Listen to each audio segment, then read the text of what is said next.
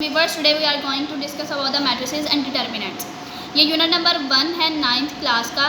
Matrices हमारे जो 9th के स्टूडेंट्स हैं उनके लिए बिल्कुल एक नई चीज़ होती है और ये मैट्रिसेस हैं क्या, हम उसके बारे में डिस्कस करते हैं।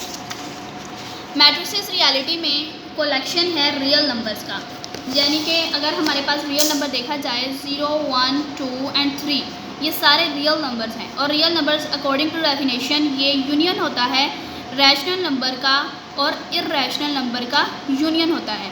अब हमारे पास ये सारे रियल नंबर्स हैं। जब रियल नंबर्स को हम एक कलेक्शन, रियल नंबर की जो कलेक्शन है वो इस फॉर्म में लिख दी जाए और उसके बाद इसको इनक्लोज कर दिया जाए ब्रैकेट्स के अंदर, इट मीन्स दैट कि ये हमारे पास एक मैट्रिसेस है।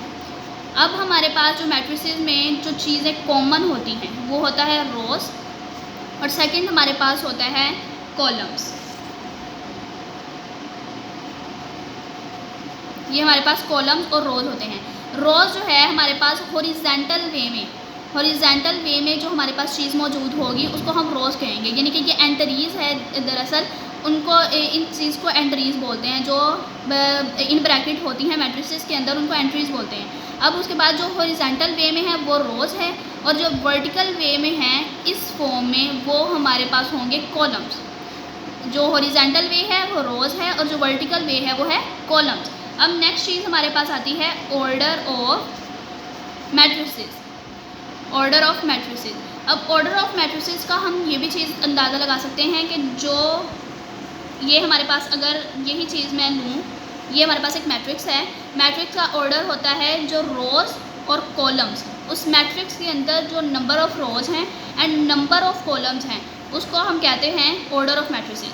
यहाँ पर हम देखें तो एक रो है, दो रोज़ हैं और दो ही कॉलम्स मौजूद हैं, तो हम इसको कह सकते हैं 2/2। 2 मीन्स रोज़, 2 मीन्स कॉलम्स। अब अगर इस चीज़ को, तो अंडरस्टूड सी बात है, इसमें 2 रोज़ थी 2 कॉलम्स थी। लेकिन अगर मैं अनदर एग्जाम्पल को कंसिडर करूँ जिसके अकॉर्डिंग ये हमारे पास है 0, 1, ये हमारे पास एक मैट्रिक्स है। इसके आगे टाइप्स है मैट्रिसेस की, ये भी मैट्रिसेस की एक टाइप है जिसे मैं आगे डिस्कस करूँगी। ये हमारे पास है 0, 1, एक फॉर्म है मैट्रिक्स की। अब हमारे पास इसमें एक रो है और दूसरी रो, इन दो, यहाँ पर 2 रोज़ हमारे पास मौजूद हैं, लेकिन कॉलम जो है सिर्फ एक है।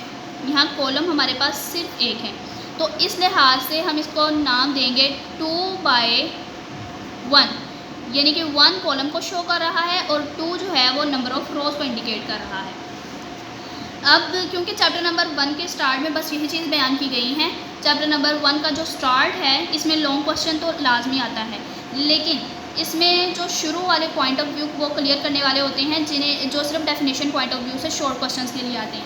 अब ये इक्वल मैट्रिसेस भी एक चीज़ है, वो क्या कि जो दो हमारे पास इक्वल मैट्रिसेस तब होंगी जब ऑर्डर 2 मैट्रिसेस दी गई हों, यानी कि एक हमारे पास मैट्रिक्स दी हुई है ए और दूसरी बी मैट्रिक्स दी हुई है। अब ऑर्डर ऑफ ए जो है ऑर्डर ऑफ बी के बराबर हो, जो चीज़ मैंने बताई कि नंबर ऑफ़ रोज़ और नंबर ऑफ़ कॉलम जो हैं एक मैट्रिक्स के दूसरी के बराबर हो जाएं, तो वो हमारे पास वो भी मैट्रिक्स इक्वल होंगी।